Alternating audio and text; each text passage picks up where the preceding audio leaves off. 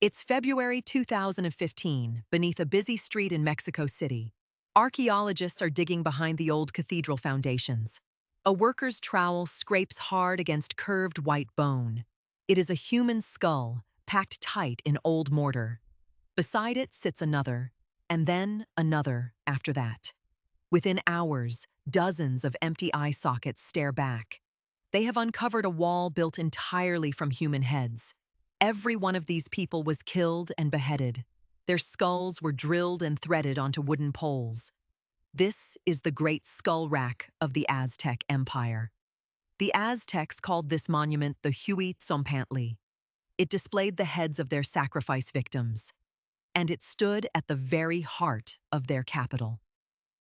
5 centuries ago, this place was Tenochtitlan. It was once one of the largest cities on Earth. 200,000 people lived out on the lake. Canals carried wooden canoes between floating gardens. Long stone causeways linked the island to the shore.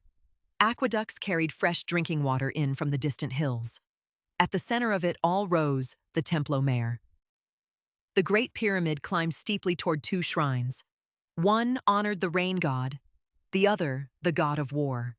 Steep steps ran down in long, blood-stained lines. This was a great city built entirely around blood sacrifice. The Aztecs believed the sun itself needed blood to rise. Without that blood, they feared the whole world would end. Human hearts, they thought, were the fuel of creation. So the priests fed their gods with human lives. Captives were marched in long lines up the temple stairs. Most of the victims were warriors taken in battle. War itself existed partly to capture the living. The Aztecs even staged special wars for prisoners. These ritual battles were called the Flower Wars. Whole neighboring cities sent their young men here to die. The goal was never to kill, only to capture. Each captive taken alive was destined for the altar. On the day of sacrifice, drums beat across the city. The chosen victim was painted and crowned with feathers. Then they led him up the steps to the waiting altar. 4 priests pinned the body down onto a curved stone. A 5th priest raised a long blade of black obsidian. That knife was sharper than any surgeon's steel today. It cut below the ribs in one swift, practiced stroke. The priest reached inside and tore the heart still out. The heart was lifted, still beating, toward the sun. Then the heart was burned to ash in stone fire. The lifeless body was thrown down the temple steps. It tumbled all the way to the foot of the pyramid. There, the head was cut away from the broken corpse. That single skull would soon join thousands of others.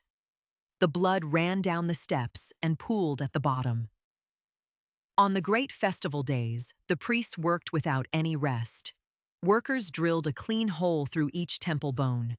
Then they slid the head onto a long wooden pole. The poles were stacked between 2 upright posts. Skull upon skull rose into a great wall. This rack stood facing the steps of the Templo Mayor. Endless rows of faces watched over the city below. Spanish soldiers later tried desperately to count them. One claimed there were over 100,000 heads. The true number was likely in the tens of thousands.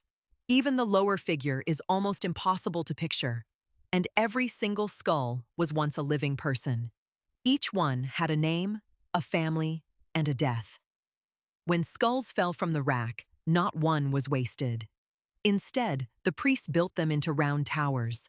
The skulls were bound together with lime and mortar. They spiraled upward in tight, curving, endless rings. Each tower stood like a great drum of the dead. They flanked the path into the sacred precinct. Faces stared outward from every single layer. New skulls were added quietly year after year. The oldest skulls crumbled deep inside the core. The grim towers kept growing taller for many generations. They marked the exact center of the whole empire. Then, in 1519, foreign ships reached the distant coast. Hernan Cortés marched inland with his armored soldiers. They saw the skull racks and were utterly horrified. To them, it was proof of a savage city of death. War soon broke out between the Aztecs and Spain. Then disease swept through the crowded island city. Smallpox killed far more people than any sword could. In 1521, the great city of Tenochtitlan finally fell. The Spanish tore the great temple completely apart. They smashed the towering skull racks to the ground. Then they buried the dead beneath their brand new city. On top of the ruins, they built Mexico City. A vast cathedral rose where the temple had once stood. The skulls all but vanished under streets and stone. For nearly 4 centuries, the dead lay completely silent. Then, in 1978, electrical workers struck buried stone. They had accidentally hit the buried Templo Mayor. Archaeologists soon began to dig beneath the city. They uncovered rich offerings buried with the dead. They found obsidian knives, seashells, and tiny figures. And then, in 2015, they finally found the Great Rack. The Huey Tzompantli rose once again from the earth. Its skulls matched the old Spanish accounts exactly. Each one had been pierced cleanly through both sides. They were threaded just as the records had described. Scientists studied the recovered bones one by one. Most of them belonged to young men in their prime. These were the captured warriors of the endless wars. But many of the skulls told a far darker story. Some had belonged to women and even young children. Even infants had been given over to the gods. Their teeth revealed exactly where they were born. Many had come from distant, far away, conquered lands. They had been marched here from incredibly far away. They died on the stone, then joined the Great Wall. The bones still carry the marks of the blades. Sharp obsidian left thin lines across the surface. The flesh had been carefully stripped before mounting. Some of the skulls had even been reworked into masks. Holes were cut into them for cords and ornaments. The dead were dressed up to honor the hungry gods. The excavated rack is still only a small fragment. The full original structure stretched far, far wider. It once held many tens of thousands of human heads. Beneath the city, far more skulls surely still wait. Most of the rack lies trapped under modern streets. It can never be fully dug back out of the ground. Heavy buildings and roads press down upon it. The dead now remain trapped beneath the living. Every single day, millions walk over the bones. Few of them know what lies a few feet below. The skull rack was always a message written in bone. It warned every single enemy of the empire. It told them plainly that the gods demanded blood. It showed the terrible price of crossing the Aztecs. And it reminded the city of its own coming death. For the Aztecs, death itself fed all of life. Each skull, they believed, kept the fragile sun alive. Without them, they were certain, all would simply end. And so the great skull rack never once stopped growing. It fed on near-constant war for well over 200 years. Generation after generation climbed those bloody steps, and generation after generation never came back down.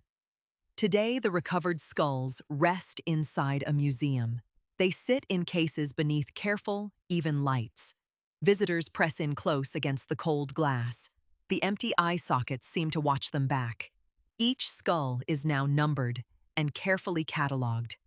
And yet, not a single name was ever recorded. We will never truly know who any of them were. We know only that they died upon the stone, and that their severed heads became a wall. The rest of them still lies buried in the dark. Far below the busy streets of Mexico City, right where the Great Rack first came back to light. It is February 2015, beneath the cathedral once more, and a wall of human skulls is staring up at us.